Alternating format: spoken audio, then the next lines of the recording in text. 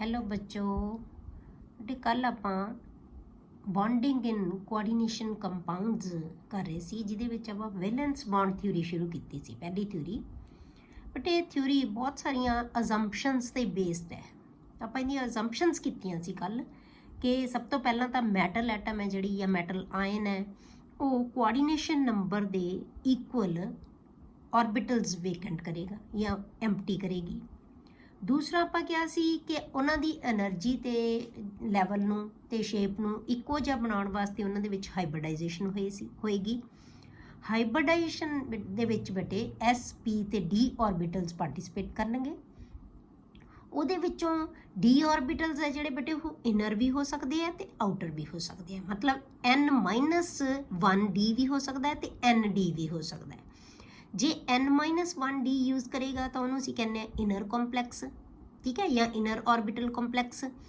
तो जे वो ND use करेगा तो उन्होंने असीं कहने आउटर ऑर्बिटल कॉम्पलैक्स, ठीक है। तो D दे बेस्ड है कि वो इनर ऑर्बिटल यूज़ कर रहा है या आउटर ऑर्बिटल यूज़ कर रही है, ठीक है। फिर ਆਪਾਂ ਕਿਹਾ ਕਿ ਲੀਗੈਂਡ ਹੈ ਜਿਹੜਾ ਉਹਦੇ ਕੋਲ ਬੇਟੇ ਜਿਹੜੀ ਵੀ ਡੋਨਰ ਐਟਮ ਹੈ ਉਹਦੇ ਕੋਲ extra pair of electronic orbital ਦੇ ਵਿੱਚ ਜ਼ਰੂਰ ਹੋਣਾ ਚਾਹੀਦਾ ਹੈ, ਠੀਕ ਹੈ।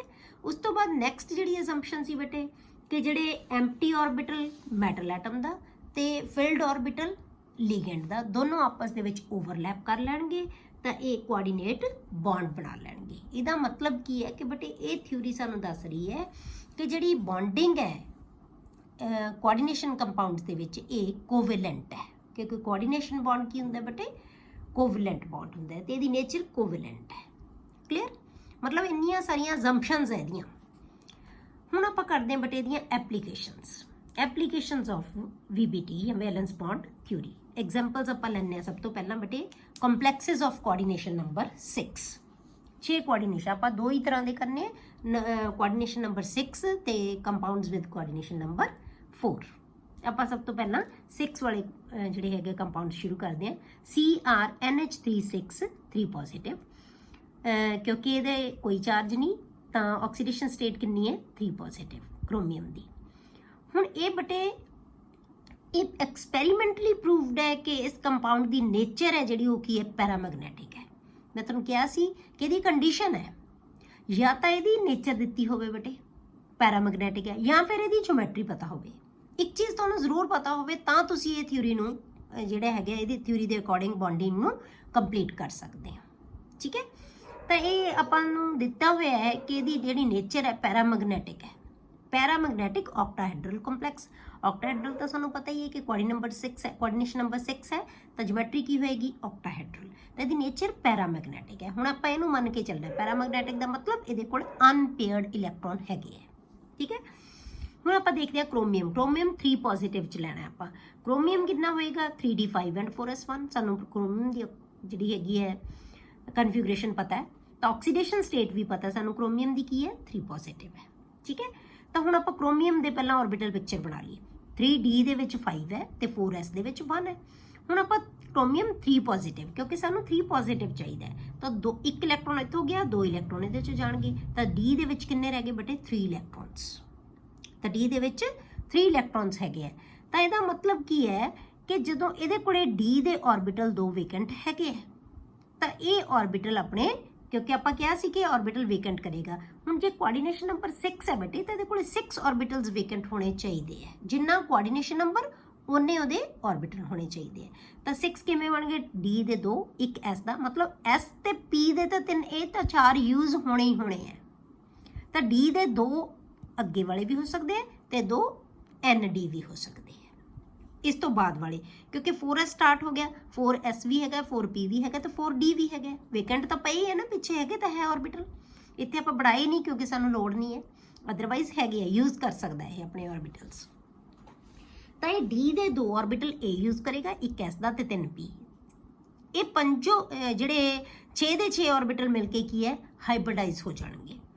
हाइब्रिडाइज हो के ਜਿਹੜੇ ਇਹ ऑर्बिटल है ये सारे ਦੇ ਸਾਰੇ ਇਹਨਾਂ ਦੇ ਵਿੱਚ ਅਮੋਨੀਆ ਜਿਹੜਾ ਆਪਣਾ ਇੱਕ ਇਲੈਕਟ੍ਰੋਨ ਦਾ ਪੇਅਰ ਡੋਨੇਟ ਕਰ ਦੇਗਾ ਤਾਂ ਇਹਨਾਂ ਨਾਲ ਕੀ ਹੈ ਕੋਆਰਡੀਨੇਟ ਬੌਂਡ ਬਣਾ ਲਿਆ ਕਿਨੇ ਅਮੋਨੀਆ ਨੇ। ਇਹ ਆਪਾਂ ਅਲੱਗ ਤੋਂ ਕ੍ਰਾਸ ਨਾਲ ਦਿਖਾਤੇ ਹੈ ਹੀ ਇਲੈਕਟ੍ਰੋਨ ਦੇ ਪੇਅਰ ਹੀ ਜਿਹੜੇ ਕਿ ਅਮੋਨੀਆ। ਆਪਾਂ ਤਾਂ ਅਲੱਗ ਦਿਖਾਏ ਤਾਂ ਕਿ ਤੁਹਾਨੂੰ ਮਤਲਬ ਡਿਸਟਿੰਕਸ਼ਨ ਹੋ ਸਕੇ ਇਹਨਾਂ ਦੋਨਾਂ ਦੇ ਵਿੱਚ ਕਿ ਇਹ ਜਿਹੜੇ ਇਲੈਕਟ੍ਰੋਨ ਹੈ ਉਹ ਮੈਟਲ ਦੇ ਹੈ, ਇਹ ਇਲੈਕਟ੍ਰੋਨ ਜਿਹੜੇ ਪੇਅਰ ਦਿੱਤੇ ਹੈ ਅਮੋਨੀਆ ਨੇ ਦਿੱਤੇ ਹੈ। ਠੀਕ ਹੈ, ਤਾਂ ਇਹ ਹਾਈਬ੍ਰਿਡਾਈਜੇਸ਼ਨ ਕੀ ਹੋਗੀ ਬੇਟੇ ਇਹਦੀ D2sp3 D2sp3। ਤਾਂ ਆਕਟਾਹਾਈਡਰਲ ਕੰਪਲੈਕਸਿਸ ਲਈ ਆਪਾਂ ਕੱਲ ਵੀ ਦੇਖਿਆ ਸੀ ਕਿ ਇਹਦੀਆਂ ਜਿਓਮੈਟਰੀਜ਼ ਕੀ ਹੋਣਗੀਆਂ, ਜਾਂ D2sp3 ਹੋਏਗੀ ਜਾਂ sp3d2 ਹੋਏਗੀ। ਠੀਕ ਹੈ, ਸਿੰਸ ਇਨਰ d ਆਰਬਿਟਲ ਕਿਹੜਾ ਯੂਜ਼ ਕੀਤਾ ਹੈ 3d, ਇਹ 3d ਹੈ, ਇਹ 4s ਹੈ, ਇਹ 4p ਹੈ, 3d ਯੂਜ਼ ਕੀਤਾ ਹੈ ਮਤਲਬ n-1 ਯੂਜ਼ ਕੀਤਾ ਹੈ। ਇਨਰ 3 ਜਿਹੜਾ d orbital is used in hybridization of the complex, ਇਸ complex ਦੇ ਵਾਸਤੇ। so this complex is called inner orbital, ਇਹਨੂੰ ਕਹਿੰਦੇ ਅਸੀਂ inner orbital complex, ਇਹਨੂੰ ਕਿਹਾ ਜਾਂਦਾ ਹੈ inner orbital ਕਿਉਂਕਿ ਇਹਨੇ inner orbital use ਕੀਤੇ d ਦੇ, ਇਹ inner orbital complex ਹੈ ਜਾਂ ਇਹਨੂੰ ਕਹਿੰਦੇ ਆ low spin complex, inner orbital complex ਜਾਂ low spin complex। ਹੁਣ low spin ਕਿਉਂ ਕਹਿੰਦੇ ਆ ਬੇਟੇ, ਕਿਉਂਕਿ ਜਿਹੜੇ ਕੰਪਾਊਂਡਸ ਦੇ ਵਿੱਚ ਇਲੈਕਟ੍ਰੋਨ ਹੈ ਨਾ ਉਹ ਅਨਪੇਅਰਡ ਇਲੈਕਟ੍ਰੋਨ ਦਾ ਨੰਬਰ ਘੱਟ ਹੋਏ ਜਾਂ ਹੋਏ ਹੀ ਨਾ, ਉਹਨਾਂ ਨੂੰ ਅਸੀਂ ਕਹਿੰਦੇ ਹਾਂ ਲੋ ਸਪਿਨ ਕੰਪਲੈਕਸ। ਹੁਣ ਇੱਥੇ ਤਾਂ ਸਿਰਫ ਇਹ ਅਜ਼ਿਊਮ ਹੀ ਕੀਤਾ ਬਸ ਇਹਨੇ, ਕਿਉਂਕਿ ਇਹ ਸਾਰੀ ਥਿਊਰੀ ਦੇ ਵਿੱਚ ਅਜ਼ੰਪਸ਼ਨਸ ਹੀ ਜ਼ਿਆਦਾ ਹੈ ਬੇਟੇ, ਪਰ ਜਿਹੜੀ ਆਪਾਂ ਨੈਕਸਟ ਥਿਊਰੀ ਪੜਾਂਗੇ ਨਾ ਉਹ ਤੁਹਾਨੂੰ ਇਹ ਚੀਜ਼ ਨੂੰ ਬਹੁਤ ਕਲੈਰੀਫਾਈ ਕਰੇਗੀ ਕਿ ਇਹਨੂੰ ਕਿਉਂ ਕਹਿੰਦੇ ਆ ਅਸੀਂ। ਇਹ ਤੇ ਇਹਨੇ ਰੀਜ਼ਨ ਨਹੀਂ ਦੱਸਿਆ, ਬਸ ਸਿਰਫ ਇਹ ਦੱਸਤਾ ਕਿ ਇਹ 'ਚ ਅਨਪੇਅਰਡ ਇਲੈਕਟ੍ਰੋਨ ਘੱਟ ਹੋਣਗੇ ਜਾਂ ਨਹੀਂ ਹੋਣਗੇ, ਪਰ ਕਿਉਂ ਨਹੀਂ ਹੋਣਗੇ ਇਹ ਸਾਨੂੰ ਨੈਕਸਟ ਥਿਊਰੀ ਬਹੁਤ ਡਿਟੇਲ ਦੇ ਵਿੱਚ ਦੱਸੇਗੀ। ਠੀਕ ਹੈ, ਦੈਨ ਉਦੋਂ ਤੱਕ ਕੱਲ ਤੱਕ ਆਪਾਂ ਵੇਟ ਕਰਦੇ ਹਾਂ। ਠੀਕ ਹੈ, and is called inner orbital complex ਜਾਂ ਲੋ ਸਪਿਨ ਕੰਪਲੈਕਸ। ਕਲੀਅਰ। ਦੂਸਰੀ ਐਗਜ਼ਾਮਪਲ ਕਰਦੇ ਹਾਂ ਬੇਟੇ ਆਪਾਂ CONH36, ਆਪਾਂ ਪਹਿਲਾਂ Cr ਦੀ ਕੀਤੀ ਸੀ ਕ੍ਰੋਮੀਅਮ ਦਾ, ਹੁਣ ਸੇਮ ਕੰਪਾਊਂਡ ਕਿਹਨੇ ਬਣਾਇਆ ਬੇਟੇ ਕੋਬਾਲਟ ਨੇ, ਪਰ ਇਹਦੀ ਨੇਚਰ ਗਿਵਨ ਹੈ ਕਿ ਡਾਇਮੈਗਨੈਟਿਕ ਨੇਚਰ ਦਾ ਹੈ। ਡਾਇਮੈਗਨੈਟਿਕ ਦਾ ਮਤਲਬ ਕੀ ਹੋਏਗਾ ਬੇਟੇ, ਕੋਈ ਵੀ ਇਹਦੇ ਕੋਲੇ ਅਨਪੇਅਰਡ ਇਲੈਕਟ੍ਰੋਨ ਨਹੀਂ ਹੈ। ਠੀਕ ਹੈ, ਇਹਦੇ ਕੋਲ ਕੋਈ ਅਨਪੇਅਰਡ ਇਲੈਕਟ੍ਰੋਨ ਨਹੀਂ, ਇਸ ਅਸੀਂ ਮੰਨ ਕੇ ਚੱਲਣਾ ਹੈ, ਉਸ ਅਕੋਰਡਿੰਗ ਅਸੀਂ ਇਹਦੀ ਜਿਓਮੈਟਰੀ ਬਣਾਵਾਂਗੇ, ਇਹਦੀ ਬੌਂਡਿੰਗ ਦਿਖਾਵਾਂਗੇ। CO ਦਾ ਨੰਬਰ ਕਿੰਨਾ ਹੁੰਦਾ ਬੇਟੇ 27, ਤੁਹਾਨੂੰ ਮੈਂ ਕਿਹਾ ਸੀ ਕਿ ਇਸ ਦੇ ਵਿੱਚ 2 ਲੱਗ ਕੇ ਜਿੰਨੇ ਵੀ ਇਹਦੇ ਤੋਂ 20 ਤੋਂ ਬਾਅਦ ਹੈ ਉਹ ਸਾਰੇ D 'ਚ ਆ ਜਾਣਗੇ, 3D7 ਐਂਡ 4S2। ਹੁਣ ਆਕਸੀਡੇਸ਼ਨ ਸਟੇਟ ਇਹਦੀ ਕਿੰਨੀ ਹੈ ਬੇਟੇ, ਕਿਉਂਕਿ ਬਾਹਰ 3 ਪੋਜ਼ਿਟਿਵ ਹੈ, ਇਹਦਾ ਮਤਲਬ ਇਹਦੀ ਆਕਸੀਡੇਸ਼ਨ ਸਟੇਟ 3 ਪੋਜ਼ਿਟਿਵ ਹੀ ਹੈ। ਠੀਕ ਹੈ, ਕਿਉਂ, ਕਿਉਂਕਿ ਇਹਦੇ ਉੱਤੇ ਤਾਂ ਕੋਈ ਚਾਰਜ ਹੀ ਹੈ ਨਹੀਂਗਾ, ਤਾਂ ਕਿੰਨੀ ਆ ਗਈ +3, ਆਕਸੀਡੇਸ਼ਨ ਸਟੇਟ ਇਜ਼ +3।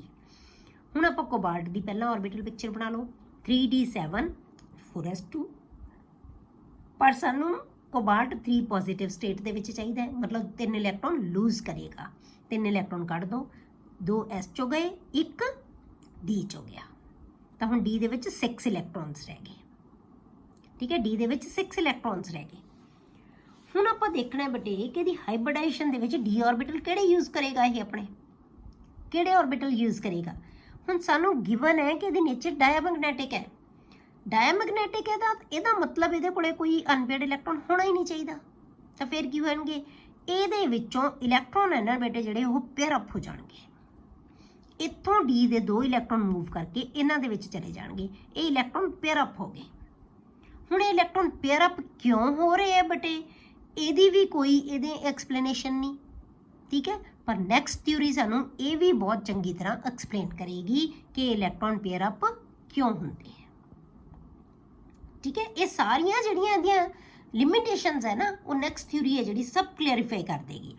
ਹੁਣ ਇੱਥੇ ਸਿਰਫ ਆਪਾਂ ਸੋਚਣਾ ਹੀ ਹੈ ਕਿ ਇਲੈਕਟ੍ਰੋਨ ਪੇਅਰ ਅਪ ਹੋ ਜਾਂਦੇ ਹੈ ਬਸ। ਕਿਉਂ ਪੇਅਰ ਅਪ ਹੁੰਦੇ ਹੈ, ਕਿਉਂਕਿ ਸਾਨੂੰ ਪਤਾ ਹੈ ਕਿ ਡਾਇਮੈਗਨੈਟਿਕ ਇਹਦੇ ਕੋਲ ਅਨਪੇਅਰਡ ਇਲੈਕਟ੍ਰੋਨ ਹੀ ਹੈ ਨਹੀਂ, ਤਾਂ ਇਹ ਤਾਂ ਹੀ ਹੋਣਗੇ ਜੇ ਇਹ ਪੇਅਰ ਅਪ ਹੋ ਗਏ ਤੇ ਆ 2 ਆਰਬਿਟਲ ਖਾਲੀ ਹੋ ਗਏ ਜਿਹੜੇ ਕਿ ਸਾਨੂੰ ਹਾਈਬ੍ਰਿਡਾਈਜੇਸ਼ਨ ਵਾਸਤੇ ਚਾਹੀਦੇ ਹੈ, ਕਿਉਂਕਿ D ਦਾ ਇਹਨੂੰ 2 ਆਰਬਿਟਲ ਚਾਹੀਦੇ ਹੀ ਚਾਹੀਦੇ ਹੈ, ਤਾਂ ਇਹ ਦੋਨੋਂ ਆਰਬਿਟਲ ਖਾਲੀ ਕਰ ਦੇਗਾ। ਇਹ ਇਲੈਕਟ੍ਰੋਨ ਮੂਵ ਕਰਕੇ ਇੱਥੇ ਚਲੇ ਗਏ ਤਾਂ ਸਾਰੇ ਇਲੈਕਟ੍ਰੋਨ ਕੀ ਹੋ ਗਏ, ਪੇਅਰ ਅਪ ਹੋ ਗਏ।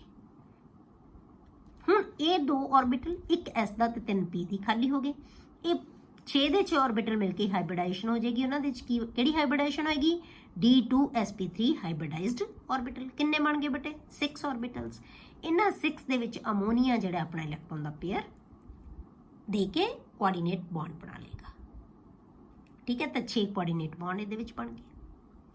ਹੁਣ ਕਿਉਂਕਿ ਇਹਨੇ ਵੀ ਇਨਰ ਆਰਬਿਟਲ ਹੀ ਯੂਜ਼ ਕੀਤਾ ਹੈ ਤਾਂ ਇਹਨੂੰ ਅਸੀਂ ਕੀ ਕਹਿੰਦੇ ਆ, ਇਨਰ ਆਰਬਿਟਲ ਕੰਪਲੈਕਸ ਜਾਂ ਲੋ ਸਪਿਨ ਕੰਪਲੈਕਸ।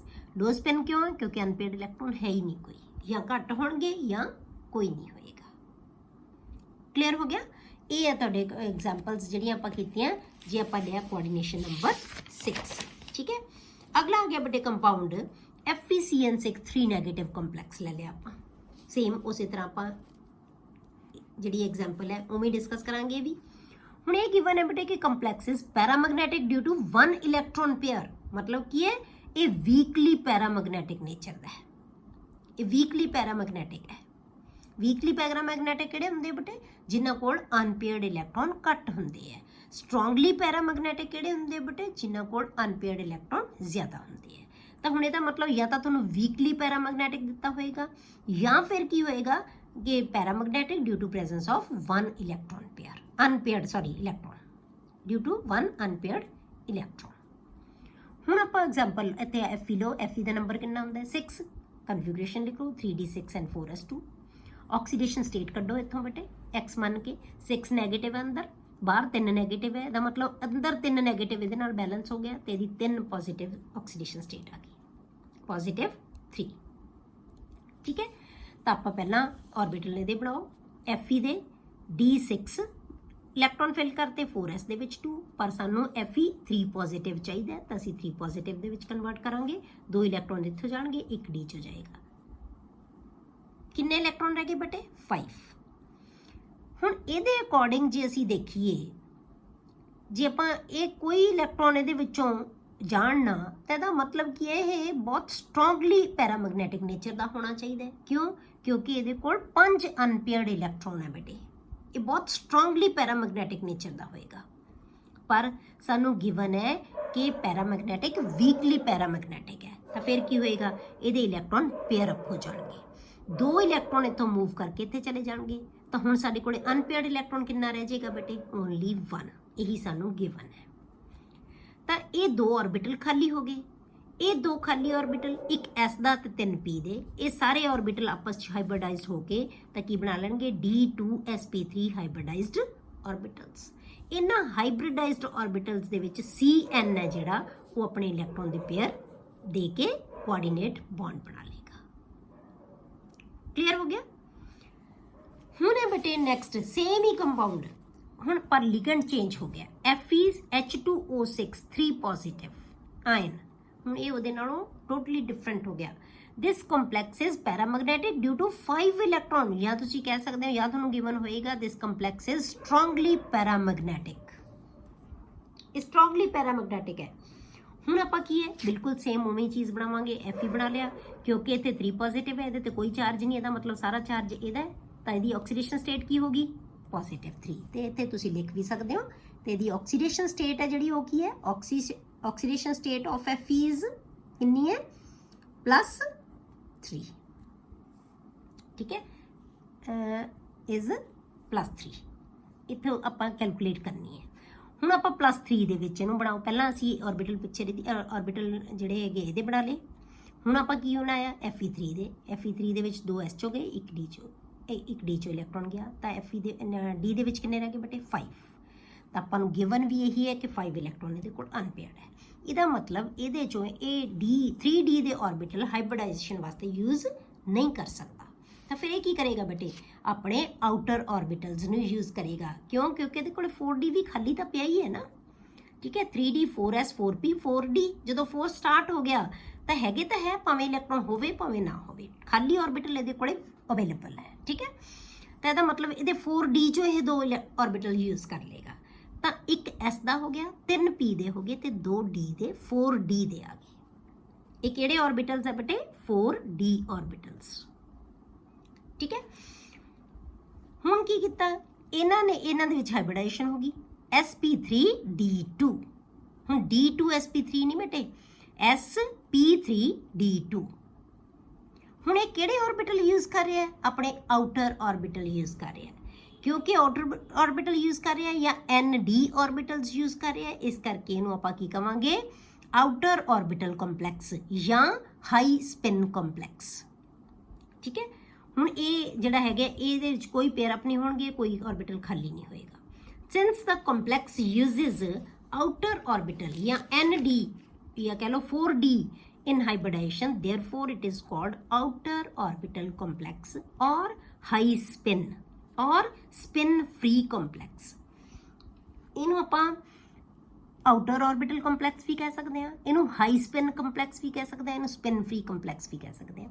ਹਾਈ ਸਪਿਨ ਕਿਉਂ ਕਹਿੰਦੇ ਆ ਬੇਟੇ? ਕਿਉਂਕਿ ਇਹਦੇ ਵਿੱਚ ਅਨਪੇਅਰਡ ਇਲੈਕਟ੍ਰੋਨ ਬਹੁਤ ਜ਼ਿਆਦਾ ਹੈਗੇ, ਇਸ ਕਰਕੇ ਇਹਨੂੰ ਹਾਈ ਸਪਿਨ ਕਹਿ। ਜਿਹਦੇ ਵਿੱਚ ਬਹੁਤ ਘੱਟ ਜਾਂ ਹੋਣਗੇ ਹੀ ਨਹੀਂ ਅਨਪੇਅਰਡ ਇਲੈਕਟ੍ਰੋਨ, ਉਹਨੂੰ ਅਸੀਂ ਕਹਿੰਦੇ ਹਾਂ ਲੋ ਸਪਿਨ ਕੰਪਲੈਕਸ।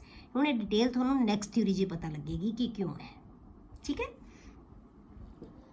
ਹੁਣ ਇੱਥੋਂ ਬੇਟੇ ਆਪਾਂ ਕੀ ਕਹਿ ਸਕਦੇ ਹਾਂ, ਜਿਹੜਾ ਆਪਾਂ ਜਿਹੜੀ ਐਗਜ਼ਾਮਪਲ ਕੀਤੀ ਹੈ Fe ਦੀ Cn ਨਾਲ।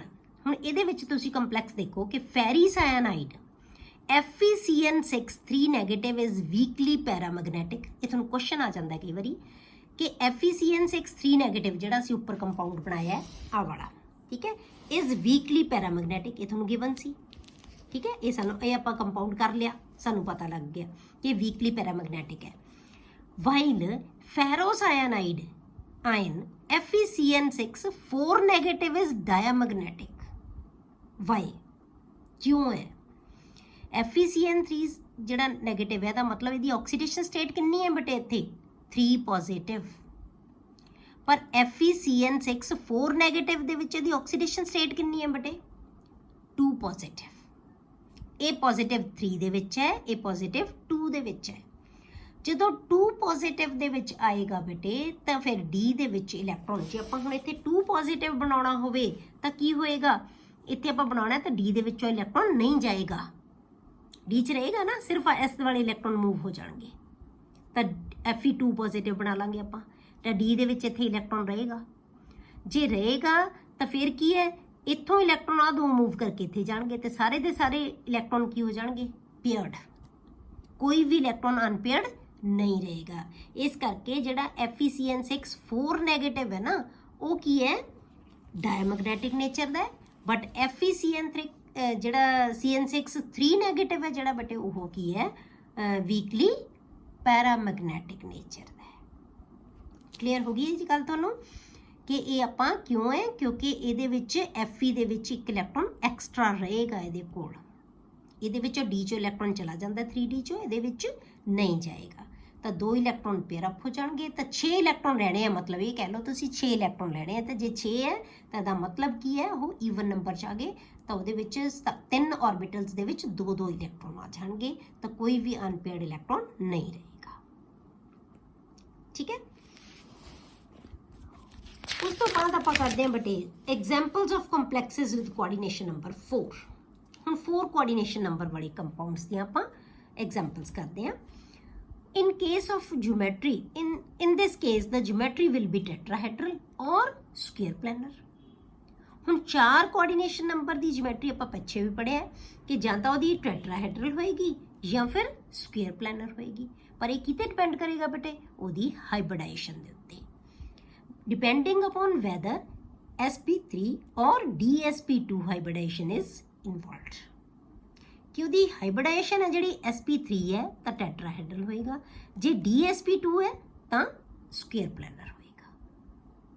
ਤਾਂ ਇਹਦੀ ਜਿਓਮੈਟਰੀ ਹੈ ਜਿਹੜੀ ਇਹਦੀ ਹਾਈਬ੍ਰਿਡਾਈਜੇਸ਼ਨ ਹੈ ਜਿਹੜੀ ਬੇਟੇ ਉਹ ਡਿਸਾਈਡ ਕਰੇਗੀ ਕਿ ਜਿਹੜਾ ਉਹਦੀ ਜਿਓਮੈਟਰੀ ਹੈ ਜਿਹੜੀ ਉਹ ਕਿਹਦੇ ਤੇ ਬੇਸਡ ਹੈ, ਉਹਦੀ ਹਾਈਬ੍ਰਿਡਾਈਜੇਸ਼ਨ ਦੇ ਉੱਤੇ, ਕਿਹੜੇ ਆਰਬਿਟਲਸ ਉਹ ਯੂਜ਼ ਕਰ ਰਿਹਾ ਫॉर ਹਾਈਬ੍ਰਿਡਾਈਜੇਸ਼ਨ ਉਹਦੇ ਤੇ ਡਿਪੈਂਡ ਕਰੇਗੀ ਉਹਦੀ ਜਿਓਮੈਟਰੀ। ਹੁਣ ਆਪਾਂ ਦੇਖਦੇ ਹਾਂ ਕੰਪਾਊਂਡ Ni, ਜੇ ਆਪਾਂ ਐਗਜ਼ਾਮਪਲ ਕਰੀਏ ਇਹਦੀ NiCN4 2 ਨੈਗੇਟਿਵ ਆਇਨ। ਹੁਣ ਆਕਸੀਡੇਸ਼ਨ ਸਟੇਟ ਦੇਖੋ ਇਹਦੀ ਕਿੰਨੀ ਹੈ ਬੇਟੇ, ਇਹ 4 ਨੈਗੇਟਿਵ ਹੈ, ਬਾਹਰ 2 ਨੈਗੇਟਿਵ ਪਿਆ ਅੰਦਰ, ਇਹਦਾ ਮਤਲਬ 2 ਨੈਗੇਟਿਵ ਬੈਲੈਂਸ ਹੋ ਗਿਆ, ਤਾਂ ਇਹਦਾ ਮਤਲਬ Ni ਦੀ ਆਕਸੀਡੇਸ਼ਨ ਸਟੇਟ ਕਿੰਨੀ ਹੈ ਪੋਜ਼ਿਟਿਵ 2। ਹੁਣ ਆਪਾਂ ਨਿਕਲ ਦਾ ਦੇਖੋ ਨੰਬਰ ਕਿੰਨਾ ਹੁੰਦਾ 28, 3d8 ਐਂਡ 4s2 ਹੋਣਗੀ ਕਨਫਿਗਰੇਸ਼ਨ, ਠੀਕ ਹੈ। From experiments we know that the complex is diamagnetic। ਸਾਨੂੰ ਇਹ ਪਤਾ ਲੱਗਿਆ ਐਕਸਪੈਰੀਮੈਂਟਸ ਤੋਂ ਕਿ ਇਹਦੀ ਨੇਚਰ ਡਾਇਮੈਗਨੈਟਿਕ ਹੈ। ਤੁਹਾਨੂੰ ਕਿਹਾ ਹੈ ਨਾ ਕਿ ਕੰਡੀਸ਼ਨ ਹੈ ਇਸ ਥਿਊਰੀ ਦੀ ਕਿ ਇੱਕ ਚੀਜ਼ ਗਿਵਨ ਹੋਏਗੀ ਜਾਂ ਜਿਓਮੈਟਰੀ ਜਾਂ ਉਹਦੀ ਹਾਈਬ੍ਰਿਡਾਈਜੇਸ਼ਨ ਕੁਛ ਵੀ ਤੁਹਾਨੂੰ ਇੱਕ ਚੀਜ਼ ਗਿਵਨ ਹੋਏਗੀ ਤਾਂ ਇਹ ਡਾਇਮੈਗਨੈਟਿਕ ਨੇਚਰ ਦਾ ਹੈ। ਤਾਂ ਹੁਣ ਆਪਾਂ ਡਾਇਮੈਗਨੈਟਿਕ ਨੇਚਰ ਤੋਂ ਦੇਖ ਕੇ ਆਪਾਂ ਫਿਰ ਉਹਦੇ ਹਿਸਾਬ ਨਾਲ ਆਪਾਂ ਦੇਖਾਂਗੇ ਕਿ ਇਹਦੀ ਹਾਈਬ੍ਰਿਡਾਈਜੇਸ਼ਨ ਕਿਹੜੀ ਬਣੇਗੀ, ਠੀਕ ਹੈ, sp3 ਬਣੇਗੀ ਜਾਂ dsp2 ਬਣੇਗੀ। ਤਾਂ ਹੁਣ ਆਪਾਂ ਕਿਉਂਕਿ ਇਹਦੀ ਆਕਸੀਡੇਸ਼ਨ ਸਟੇਟ 2 ਹੈ ਤਾਂ ਆਪਾਂ ਨਿਕਲ 2 ਪੋਜ਼ਿਟਿਵ ਦੇ ਵਿੱਚ ਕਨਵਰਟ ਕਰੋ ਤਾਂ ਦੋਨੋਂ ਇਲੈਕਟ੍ਰੋਨ S ਚੋਂ ਮੂਵ ਕਰ ਜਾਣਗੇ। D ਦੇ ਵਿੱਚ ਹੁਣ ਵੀ 8 ਹੀ ਰਹਿਣਗੇ। ਇਹਦਾ ਮਤਲਬ ਇਹਦੇ ਕੋਲ ਅਨਪੇਅਰਡ ਇਲੈਕਟ੍ਰੋਨ ਹੈਗੇ ਆ ਤਾਂ ਇਹਦੀ ਨੇਚਰ ਕੀ ਹੋਣੀ ਚਾਹੀਦੀ ਹੈ? ਪੈਰਾਮੈਗਨੈਟਿਕ। ਪਰ ਸਾਨੂੰ ਕਿਹਾ ਕਿ ਐਕਸਪੈਰੀਮੈਂਟਲੀ ਅਪਰੂਵਡ ਹੈ ਕਿ ਇਹਦੀ ਨੇਚਰ ਡਾਇਮੈਗਨੈਟਿਕ ਇਸ ਕੰਪਾਊਂਡ ਦੀ। ਤਾਂ ਇਹਦਾ ਮਤਲਬ ਕੀ ਹੋਇਆ ਕਿ ਇਲੈਕਟ੍ਰੋਨ ਮੂਵ ਕਰਕੇ ਇੱਥੇ ਚਲਾ ਜਾਏਗਾ ਤਾਂ ਇਲੈਕਟ੍ਰੋਨ ਕੀ ਹੋ ਜਾਣਗੇ? ਪੇਅਰ ਅਪ ਹੋ ਜਾਣਗੇ।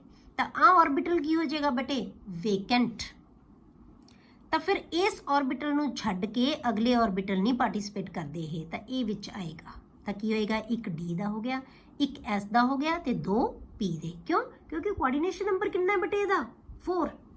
ਕੋਆਰਡੀਨੇਸ਼ਨ ਨੰਬਰ ਕਿੰਨਾ ਹੈ? 4। ਤਾਂ ਸਾਨੂੰ ਜਿੰਨਾ ਕੋਆਰਡੀਨੇਸ਼ਨ ਨੰਬਰ ਹੈ ਉਨੇ ਹੀ ਉਹਦੇ ਵੇਕੈਂਟ ਆਰਬਿਟਲ ਹਾਈਬ੍ਰਿਡਾਈਜ਼ਡ ਹੋਣਗੇ। ਠੀਕ ਹੈ, ਇਹ ਕੰਡੀਸ਼ਨ ਹੀ ਆਪਾਂ ਇਹ ਲਾਈ ਹੈ ਨਾ ਕਿ ਜਿੰਨਾ ਕੋਆਰਡੀਨੇਸ਼ਨ ਨੰਬਰ ਹੈ ਉਨੇ ਆਰਬਿਟਲ ਵੇਕੈਂਟ ਹੋ ਕੇ ਉਹਨਾਂ ਦੇ ਵਿੱਚ ਹਾਈਬ੍ਰਿਡਾਈਜੇਸ਼ਨ ਹੋ ਜਾਏਗੀ। ਤਾਂ ਸਿਰਫ 4 ਹੀ ਆਰਬਿਟਲ ਹਾਈਬ੍ਰਿਡਾਈਜ਼ਡ ਹੋਣਗੇ। ਤਾਂ ਇੱਕ S ਦਾ ਇੱਕ D ਦਾ, ਇੱਕ S ਦਾ ਤੇ 2 P ਦੇ। P ਦੇ 2 ਬਸ ਉਨੇ ਯੂਜ਼ ਹੋਣੇ ਜਿੰਨੇ ਇਹਨੂੰ ਚਾਹੀਦੇ ਆ। ਤਾਂ ਇਹਦਾ ਮਤਲਬ ਕੀ ਹੋਏਗਾ? ਇਹ ਪੇਅਰ ਅਪ ਹੋ ਗਏ। ਇਹਨਾਂ ਦੇ ਵਿੱਚ ਜਿਹੜੇ ਆਰਬਿਟਲ 4 ਹੈ ਇਹਨਾਂ ਨੂੰ ਅਸੀਂ ਕਹਿੰਦੇ ਆ DsP2 ਹਾਈਬ੍ਰਿਡਾਈਜ਼ਡ ਆਰਬਿਟਲਸ। ਤਾਂ ਇਹਦੇ ਵਿੱਚ Cn ਹੈ ਬੇਟੇ ਜਿਹੜੇ ਉਹ ਆਪਣੇ ਇਲੈਕਟ੍ਰੋਨ ਦੇ ਪੇਅਰ ਦੇ ਕੇ ਕੋਆਰਡੀਨੇਟ ਬੌਂਡ ਬਣਾ ਲੈਣਗੇ 4। ਠੀਕ ਹੈ, ਤਾਂ ਕੰਪਾਊਂਡ ਕੀ ਬਣ ਗਿਆ? NiCN4 2 negative. ਹੁਣ ਨੈਕਸਟ ਐਗਜ਼ਾਮਪਲ ਦੇਖੀਏ ਬੇਟੇ ਆਪਾਂ NiCl4 ਦੇ ਨਾਲ। ਹੁਣ ਆਪਾਂ Cn ਨਾਲ ਕੀਤੀ ਸੀ, ਹੁਣ ਆਪਾਂ Cl ਨਾਲ ਕਰਦੇ ਹਾਂ। ਆਕਸੀਡੇਸ਼ਨ ਸਟੇਟ ਇੱਥੇ ਕਿੰਨੀ ਹੈ? ਹੁਣ ਵੀ ਹੈ ਕਿਉਂਕਿ ਇੱਥੇ ਅੰਦਰ 4 ਨੈਗੇਟਿਵ, ਬਾਹਰ ਨੈਗੇਟਿਵ 2 ਪਿਆ। ਇਹਦਾ ਮਤਲਬ ਅੰਦਰ 2 ਨੈਗੇਟਿਵ ਬੈਲੈਂਸ ਹੋ ਗਿਆ ਤਾਂ 2 ਪੋਜ਼ਿਟਿਵ ਇਹਦੀ ਆਕਸੀਡੇਸ਼ਨ ਸਟੇਟ ਆ ਗਈ। ਸੇਮ ਚੀਜ਼ ਲਵਾਂਗੇ ਪਰ ਇੱਥੇ ਗਿਵਨ ਹੈ ਕਿ ਦ ਕੰਪਲੈਕਸ ਇਜ਼ ਪੈਰਾਮੈਗਨੈਟਿਕ। ਤਾਂ ਇਹਦਾ ਮਤਲਬ ਹੁਣ ਇਲੈਕਟ੍ਰੋਨ ਪੇਅਰ ਅਪ ਨਹੀਂ ਹੋਣਗੇ। ਬਾਕੀ ਸੇਮ ਚੀਜ਼ ਹੈ ਬਿਲਕੁਲ। Ni2 ਅਸੀਂ ਬਣਾ ਲਿਆ ਤਾਂ D ਦੇ ਵਿੱਚ 8 ਇਲੈਕਟ੍ਰੋਨ ਹੈ ਪਰ ਹੁਣ ਇੱਥੇ ਕਿਉਂਕਿ ਇਹਦੀ ਨੇਚਰ ਕੀ ਹੈ? ਪੈਰਾਮੈਗਨੈਟਿਕ ਹੈ, ਇਸ ਕਰਕੇ ਪੇਅਰ ਅਪ ਨਹੀਂ ਹੋ ਸਕਦੇ ਇਲੈਕਟ੍ਰੋਨ। ਤਾਂ ਫਿਰ ਕੀ ਹੈ? sp3 ਹਾਈਬ੍ਰਿਡਾਈਜੇਸ਼ਨ ਹੋਏਗੀ। ਠੀਕ ਹੈ, ਤਾਂ sp3 ਹਾਈਬ੍ਰਿਡਾਈਜ਼ਡ ਆਰਬਿਟਲਸ, ਇੱਕ S ਦਾ 3 P ਦੇ। ਇਹਨਾਂ ਦੇ ਵਿੱਚ ਚਾਰਾਂ ਦੇ ਵਿੱਚ Cl ਇਲੈਕਟ੍ਰੋਨ ਦੇ ਕੇ ਕੋਆਰਡੀਨੇਟ ਬੌਂਡ ਬਣਾ ਲੇਗੀ। ਠੀਕ ਹੈ, ਤਾਂ ਇਹ ਆ ਗਿਆ ਤੁਹਾਡੇ ਕੋਲੇ ਕਿ ਇਹ ਜਿਹੜਾ ਕੰਪਲੈਕਸ ਹੈ ਉਹ ਪੈਰਾਮੈਗਨੈਟਿਕ ਹੋਣ ਕਰਕੇ। ਹੁਣ ਇੱਥੋਂ ਤਾਂ ਅਸੀਂ ਬੇਟੇ Ni ਨੇ Cn ਨਾਲ ਬਣਾਇਆ ਤਾਂ ਇਹਦੀ ਨੇਚਰ ਜਿਹੜੀ ਹੈ ਡਾਇਮੈਗਨੈਟਿਕ ਹੈ, Cl ਨਾਲ ਬਣਾਇਆ ਪੈਰਾਮੈਗਨੈਟਿਕ ਹੈ। ਹੁਣ ਇਹਦਾ ਰੀਜ਼ਨ ਕੀ ਹੈ? ਇਹ ਕਿਉਂ ਇੱਥੇ ਉੱਥੇ ਕਿਉਂ ਇਲੈਕਟ੍ਰੋਨ ਪੇਅਰ ਅਪ ਹੋ ਗਏ, ਇੱਥੇ ਕਿਉਂ ਨਹੀਂ ਹੋਏ? ਕੁਛ ਨਹੀਂ ਸਾਨੂੰ ਪਤਾ ਇਹਦੇ ਬਾਰੇ, ਪਰ ਨੈਕਸਟ ਥਿਊਰੀ ਬੜੀ ਕਲੀਅਰਲੀ ਐਕਸਪਲੇਨ ਕਰੇਗੀ ਇਹਨੂੰ। ਇਹ ਕਿਉਂ ਇਲੈਕਟ੍ਰੋਨ ਇੱਥੇ ਪੇਅਰ ਨਹੀਂ ਹੋ ਰਹੇ, ਉੱਥੇ ਪੇਅਰ ਬਣਾ ਰਹੇ ਹੈ। ਠੀਕ ਹੈ, ਅਗਲੀ ਥਿਊਰੀ ਦੇ ਵਿੱਚ ਆਪਾਂ ਇਹਨੂੰ ਡਿਟੇਲ 'ਚ ਕਰਾਂਗੇ। ਹੁਣ ਆਪਾਂ ਦੇਖਣਾ ਹੈ ਕਿ ਬੇਟੇ ਜਿਹੜੀਆਂ ਚੀਜ਼ਾਂ ਆਪਾਂ ਉੱਪਰ ਡਿਸਕਸ ਕੀਤੀਆਂ ਬਸ ਉਹਨੂੰ ਹੀ ਲਿਖਿਆ ਆਪਾਂ ਇੱਥੇ। Inner orbital complex is called low spin complex. ਠੀਕ ਹੈ, ਜਿਹੜੇ ਇਨਰ ਆਰਬਿਟਲ ਕੰਪਲੈਕਸ ਹੁੰਦੇ ਆ, ਜਿਹੜੇ ਇਨਰ ਮਤਲਬ N-1d ਆਰਬਿਟਲ ਯੂਜ਼ ਕਰਦੇ ਆ ਉਹਨਾਂ ਨੂੰ ਅਸੀਂ ਇਨਰ ਆਰਬਿਟਲ ਕੰਪਲੈਕਸ ਕਹਿੰਦੇ ਆ। ਉਹਨੂੰ ਅਸੀਂ ਲੋ ਸਪਿਨ ਕੰਪਲੈਕਸ ਵੀ ਕਹਿੰਦੇ ਆ ਬੇਟੇ, ਔਰ ਸਪਿਨ ਪੇਅਰਡ ਕੰਪਲੈਕਸ ਵੀ ਕਹਿੰਦੇ ਆ, because electrons of metal are forced to pair up. ਇਹਦੇ ਵਿੱਚ ਇਲੈਕਟ੍ਰੋਨ ਨੂੰ ਫੋਰਸ ਕੀਤਾ ਜਾਂਦਾ ਹੈ ਕਿ ਪੇਅਰ ਅਪ ਹੋਣ, and hence the complex will be diamagnetic or will have lesser number of unpaired electrons. ਮਤਲਬ ਇਹਦੇ ਵਿੱਚ ਇਲੈਕਟ੍ਰੋਨਸ ਨੂੰ ਫੋਰਸ ਕੀਤਾ ਜਾਂਦਾ ਹੈ ਕਿ ਪੇਅਰ ਅਪ ਹੋਣ ਲਈ। ਠੀਕ ਹੈ, ਤਾਂ ਇਸ ਕਰਕੇ ਉਹਦੇ ਵਿੱਚ ਜਾਂ ਤਾਂ ਇਲੈਕਟ੍ਰੋਨ ਅਨਪੇਅਰਡ ਰਹਿਣਗੇ ਹੀ ਨਹੀਂ, ਡਾਇਮੈਗਨੈਟਿਕ ਬਣ ਜਾਏਗਾ, ਜਾਂ ਫਿਰ ਉਹਦੇ ਵਿੱਚ ਘੱਟ ਇਲੈਕਟ੍ਰੋਨ ਪੇਅਰ ਹੋਣਗੇ ਤਾਂ ਵੀਕਲੀ ਪੈਰਾਮੈਗਨੈਟਿਕ ਹੋਏਗਾ। ਕਲੀਅਰ? ਜਿਹੜੇ ਆਊਟਰ ਆਰਬਿਟਲ ਕੰਪਲੈਕਸ ਹੁੰਦੇ ਬੇਟੇ, ਜਿਹੜੇ ND ਆਰਬਿਟਲਸ ਯੂਜ਼ ਕਰਦੇ ਆ, is called high spin complex ਔਰ spin free complex. The complex will be paramagnetic due to the large number of unpaired electrons. Clear? ਇਹ ਆ ਗਈ ਬੇਟੇ ਆਪਣੇ ਕੋਲੇ ਇਹਦੀਆਂ ਐਗਜ਼ਾਮਪਲਸ ਜਿਹਦੇ ਵਿੱਚ ਆਪਾਂ ਲਏ complexes of coordination number 6 and complexes of coordination number 4। ਹੁਣ ਆਪਾਂ ਕਰਦੇ ਹਾਂ ਬੇਟੇ limitations of valence bond theory. ਹੁਣ ਇਹਦੀਆਂ ਲਿਮਿਟੇਸ਼ਨਸ ਕੀ ਹੈ? It involves a number of assumptions. ਇਹ ਆਪਾਂ ਪਹਿਲਾਂ ਹੀ ਕਿਹਾ ਕਿ ਇਹ ਥਿਊਰੀ ਹੈ ਕਿ ਬਹੁਤ ਸਾਰੀਆਂ assumptions ਨੂੰ ਮੰਨ ਕੇ ਚੱਲਦੀ ਹੈ, ਬਹੁਤ ਸਾਰੀਆਂ assumptions ਤੇ ਬੇਸਡ ਹੈ, ਅਸਿਊਮ ਕੀਤੀਆਂ ਜਾਂਦੀਆਂ ਬਹੁਤ ਚੀਜ਼ਾਂ ਬੇਟੇ ਇਹਦੇ 'ਚ, ਆ ਹੋਏਗਾ, ਆ ਹੋਏਗਾ, ਆ ਹੋਏਗਾ। ਠੀਕ ਹੈ, ਤਾਂ assumptions ਬਹੁਤ ਹੈ ਇਹਦੇ ਵਿੱਚ। it does not give quantitative interpretation of magnetic data. ਇਹ ਮੈਗਨੈਟਿਕ ਡਾਟਾ ਦੀ ਕੋਈ ਇੰਟਰਪ੍ਰੀਟੇਸ਼ਨ ਨਹੀਂ ਹੈ। ਮਤਲਬ ਕੀ ਹੈ ਬੇਟੇ, ਜਦੋਂ ਤਾਂ 3 ਤੱਕ ਇਲੈਕਟ੍ਰੋਨ ਹੈ ਕਿਸੇ ਡੀ ਦੇ ਵਿੱਚ 3 ਤੱਕ ਆਉਂਦੇ ਹੈ, ਜਿਵੇਂ ਪਹਿਲੇ 3 ਐਲੀਮੈਂਟ ਹੈ ਆਈ ਜਾਣਗੇ, ਆਪਾਂ ਇਹ ਐਜ਼ਿਊਮ ਕਰ ਲੈਂਦੇ ਹਾਂ, ਜਾਂ 5 ਤੱਕ ਆ ਗਏ ਜੇ ਕਿ ਇਸ ਥਿਊਰੀ ਦੇ ਅਕੋਰਡਿੰਗ ਤਾਂ 5 ਤੱਕ ਜਾਣਗੇ, ਅਨਪੇਅਰਡ ਇਲੈਕਟ੍ਰੋਨ ਹੈ, ਫਿਰ ਉਸ ਤੋਂ ਬਾਅਦ ਪੇਅਰ ਅਪ ਹੋਣ ਲੱਗ ਜਾਣਗੇ। ਹੁਣ ਇਹ ਅਨਪੇਅਰਡ ਵਾਲਿਆਂ ਦੀ ਵੀ ਜਿਹੜੀ ਮੈਗਨੈਟਿਕ ਕਰੈਕਟਰ ਹੈ ਉਹ ਘੱਟ ਹੋ ਸਕਦਾ ਹੈ, ਅਤੇ ਜ਼ਿਆਦਾ ਵਾਲਿਆਂ ਦਾ ਵੀ, ਉਹ ਜ਼ਿਆਦਾ ਇਲੈਕਟ੍ਰੋਨ ਵਾਲਿਆਂ ਦਾ ਤਾਂ ਹੋਏਗਾ ਹੀ ਹੋਏਗਾ, ਕਿਉਂਕਿ ਇਲੈਕਟ੍ਰੋਨ ਪੇਅਰ ਅਪ ਹੋ ਜਾਣਗੇ। ਤਾਂ ਇਹ ਕੁਛ ਵੀ ਕੁਆਂਟੀਟੇਟਿਵ ਇੰਟਰਪ੍ਰੀਟੇਸ਼ਨ ਨਹੀਂ ਦਿੰਦੀ ਮੈਗਨੈਟਿਕ ਡਾਟਾ ਬਾਰੇ। It does not explain the colour exhibited by the coordination compound. ਜਿਹੜੇ ਕੋਆਰਡੀਨੇਸ਼ਨ ਕੰਪਲੈਕਸਿਸ ਹੈ ਨਾ ਬਟ ਇਹ ਕਲਰਡ ਹੁੰਦੇ ਆ ਸਾਰੇ। ਇਹ ਆਪਾਂ ਡੀ ਬਲੌਕ ਐਲੀਮੈਂਟਸ ਦੇ ਵਿੱਚ ਵੀ ਆਪਾਂ ਪੜ੍ਹਿਆ ਸੀ ਕਿ ਇਹ ਕੰਪਲੈਕਸਿਸ ਬਣਾਉਂਦੇ, ਕਲਰਡ ਕੰਪਲੈਕਸਿਸ ਬਣਾਉਂਦੇ ਆ। ਇਹ ਆਪਾਂ ਉੱਥੇ ਕਹਿਤਾ ਸੀ ਆਪਾਂ ਕਿ ਜਦੋਂ ਕੋਆਰਡੀਨੇਸ਼ਨ ਕੈਮਿਸਟਰੀ ਪੜ੍ਹਾਂਗੇ ਨਾ ਉੱਥੇ ਆਪਾਂ ਡਿਸਕਸ ਕਰਾਂਗੇ ਵੀ ਇਹ ਕੀ ਹੈ, ਤਾਂ ਆਪਾਂ ਹੁਣ ਡਿਸਕਸ ਕਰਾਂਗੇ ਇਹਦੇ ਵਿੱਚ। ਇਹ ਥਿਊਰੀ ਕਲਰ ਬਾਰੇ ਕੋਈ ਐਕਸਪਲੇਨੇਸ਼ਨ ਨਹੀਂ ਦਿੰਦੀ, ਠੀਕ ਹੈ। ਨੈਕਸਟ ਥਿਊਰੀ ਦੇ ਵਿੱਚ ਇਹ ਵੀ ਅਸੀਂ ਡਿਟੇਲ 'ਚ ਪੜ੍ਹਾਂਗੇ ਕਿ ਕਲਰ ਕਿਉਂ ਹੁੰਦਾ ਹੈ ਕੰਪਾਊਂਡਸ ਦਾ, ਠੀਕ ਹੈ। It does not explain the thermodynamic or kinetic stabilities of the coordination compounds. कि thermodynamic मतलब एनर्जी ਨਾਲ रिलेटेड कोई भी एक्सप्लेनेशन है जी स्टेबिलिटीज़ दी ये नहीं देती थ्योरी, ठीक है। अगला, it does not make exact predictions regarding the tetrahedral and square planar structures of the 4 coordinate complexes. ਜਿਹੜੇ 4 ਕੋਆਰਡੀਨੇਟ ਕੰਪਲੈਕਸਿਸ ਹੈ ਜਾਂ 4 ਕੋਆਰਡੀਨੇਸ਼ਨ ਨੰਬਰ ਵਾਲੇ ਕੁਐਸਚਨ ਜਿਹੜੇ ਕੰਪਲੈਕਸਿਸ ਹੈ ਨਾ ਬੇਟੇ, ਉਹਨਾਂ ਦੇ ਵਿੱਚ ਕੋਈ ਐਗਜ਼ੈਕਟ ਪ੍ਰੈਡਿਕਸ਼ਨ ਨਹੀਂ ਦਿੰਦੀ ਇਹ ਕਿ ਕਿਹੜਾ ਕੰਪਾਊਂਡ ਟੈਟਰਾਹੈਡਰਲ ਹੋਏਗਾ ਤੇ ਕਿਹੜਾ ਸਕੁਅਰ ਪਲੈਨਰ ਹੋਏਗਾ। ਇਹ ਕੋਈ ਐਕਸਪਲੇਨੇਸ਼ਨ ਨਹੀਂ ਦਿੰਦੀ, clear. It does not distinguish between weak and strong ligands, ਜਿਹੜੀ ਕਿ ਅਗਲੀ ਥਿਊਰੀ ਬਹੁਤ ਡਿਟੇਲ ਦੇ ਵਿੱਚ ਇਹਨੂੰ ਸਾਨੂੰ ਦੱਸੇਗੀ ਕਿ ਲੀਗੈਂਡ ਹੈ ਨਾ ਬੇਟੇ ਵੀਕ ਤੇ ਸਟਰੋਂਗ ਹੁੰਦੇ ਆ। ਹੁਣ ਇਹ ਸਾਨੂੰ ਥਿਊਰੀ ਲੀਗੈਂਡਸ ਦੇ ਵੀਕ ਤੇ ਸਟਰੋਂਗ ਲੀਗੈਂਡਸ ਬਾਰੇ ਕੋਈ ਡਿਸਟਿੰਕਸ਼ਨ ਨਹੀਂ ਦੱਸਦੀ ਕਿ ਕਿਹੜੇ ਲੀਗੈਂਡਸ ਹੈ ਜਿਹੜੇ ਸਟਰੋਂਗ ਹੈ ਤੇ ਕਿਹੜੇ ਲੀਗੈਂਡਸ ਵੀਕ ਹੈਗੇ ਹੈ, ਠੀਕ ਹੈ। ਇਹ ਸਾਰੀਆਂ ਬੇਟੇ ਇਹਦੀਆਂ ਲਿਮਿਟੇਸ਼ਨਸ ਹੈ। ਹੁਣ ਇਹਨਾਂ ਲਿਮਿਟੇਸ਼ਨਸ ਨੂੰ ਦੂਰ ਕਰਕੇ ਜਿਹੜੀ ਨੈਕਸਟ ਥਿਊਰੀ ਹੈ ਜਿਹੜੀ ਉਹ ਬਣਾਈ ਗਈ ਹੈ, ਜਿਹਨੂੰ ਅਸੀਂ ਕਹਿੰਦੇ ਹਾਂ ਕ੍ਰਿਸਟਲ ਫੀਲਡ ਥਿਊਰੀ, ਠੀਕ ਹੈ। ਨੈਕਸਟ ਥਿਊਰੀ ਹੈ ਜਿਹੜੀ ਉਹ ਕੀ ਹੈ, ਕ੍ਰਿਸਟਲ ਫੀਲਡ ਥਿਊਰੀ। ਇਹ ਜਿੰਨੀਆਂ ਵੀ ਇਹਦੀਆਂ ਲਿਮਿਟੇਸ਼ਨ ਹੈ ਸਾਰੀਆਂ ਨੂੰ ਹੀ ਕਵਰ ਕਰਦੀ ਹੈ, ਸਾਰੀਆਂ ਨੂੰ ਦੂਰ ਕਰ ਦਿੰਦੀ ਹੈ। ਹੁਣ ਕ੍ਰਿਸਟਲ ਫੀਲਡ ਥਿਊਰੀ ਬੇਟੇ ਜਿਹੜੀ ਸਟਾਰਟ ਹੈ ਨਾ ਥਿਊਰੀ, ਇਹ ਮਤਲਬ ਕਿ ਇਹਦਾ ਬੇਸ ਹੀ ਡਿਫਰੈਂਟ ਹੈ ਬਿਲਕੁਲ ਉਹਦੇ ਨਾਲੋਂ।